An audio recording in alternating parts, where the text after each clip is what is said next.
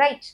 Third thing we see, okay, please note down, whenever we discussed about the 7 year of war, was any war happening in England itself, on the soil of England?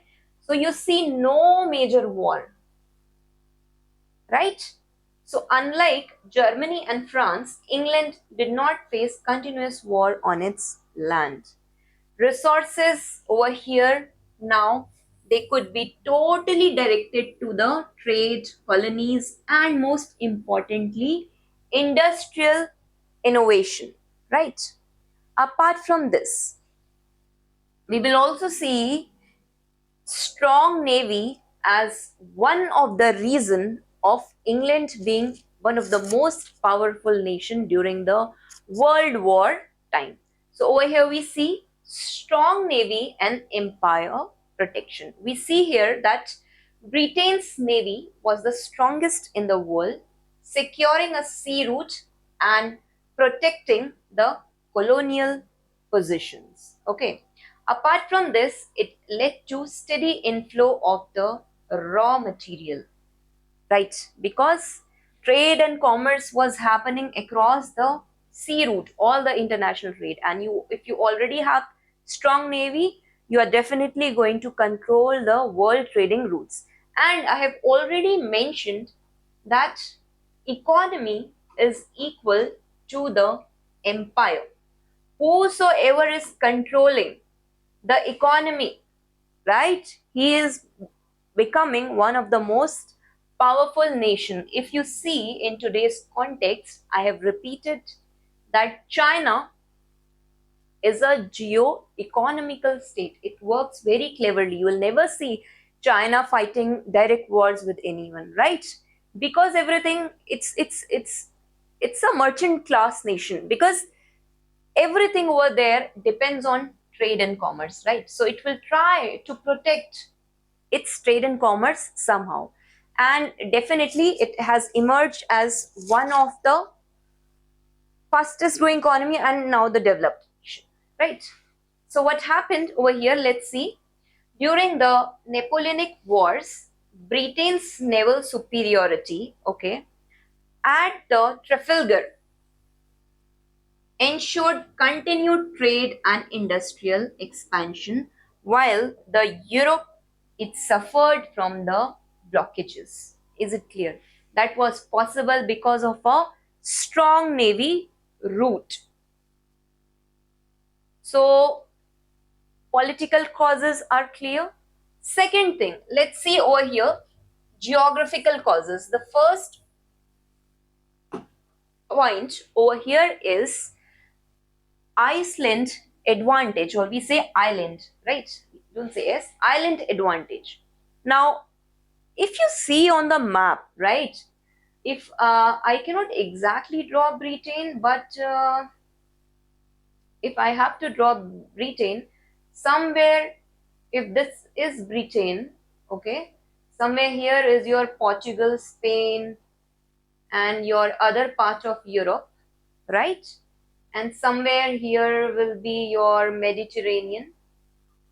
Somewhere here will be your Africa part. Africa. Here you can say Spain, other parts of Europe. Here will be your Mediterranean Sea and then other parts of Asia and Russia. So here will be your Britain. Okay, if I have to give you a rough idea.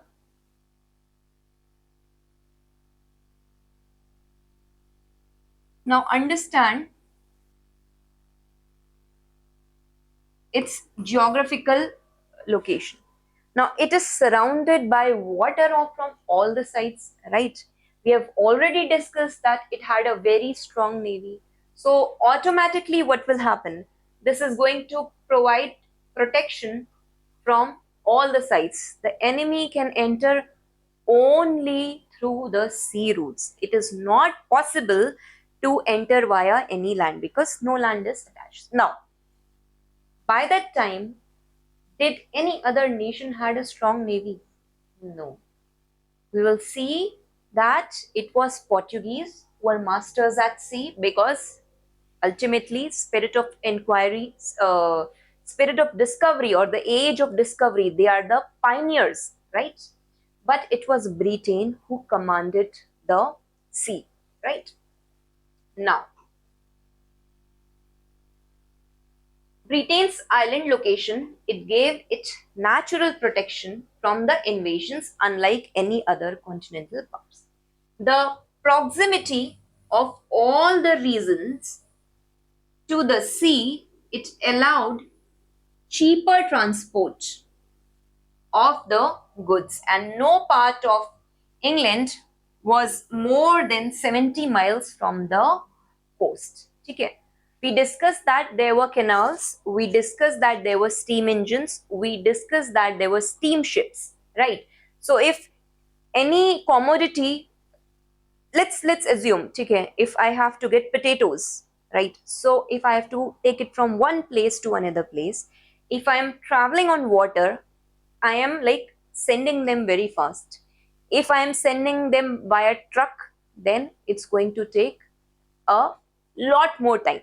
So when the time is reduced, the market price or the efficiency, because it's a perishable good, right? So the efficiency automatically increases and leading to better trade. So if better trade facilities are going on there, then definitely transport is going to be cheaper.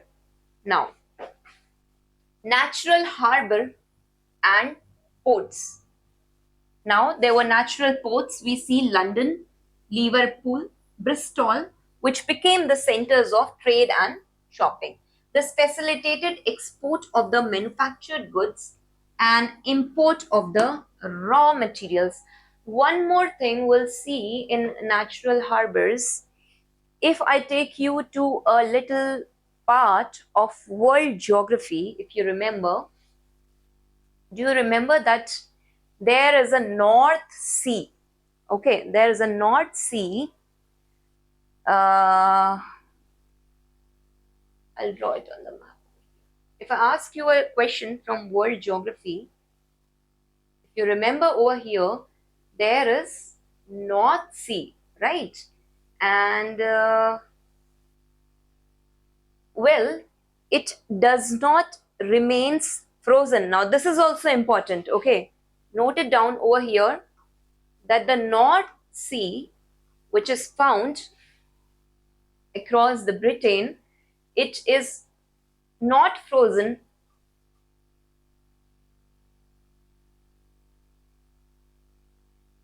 all round the year because of presence of warm current stream.